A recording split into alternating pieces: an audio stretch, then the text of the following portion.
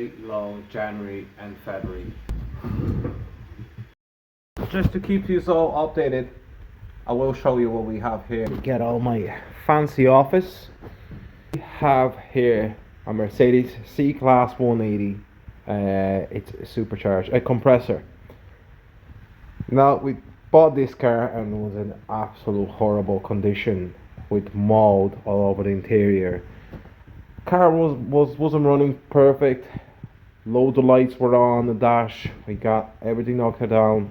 Now I will walk you through a video replacing a lower control arms on this Mercedes.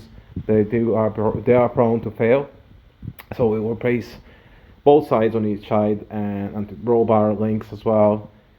Say it will be a bit awkward. We're probably gonna get the car out, get it done. If the weather gets us, if we get a nice weather, we will do that.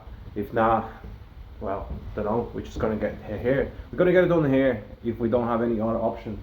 But overall, that's gonna be my next video. Just want to keep you updated on that, and hope you all doing well.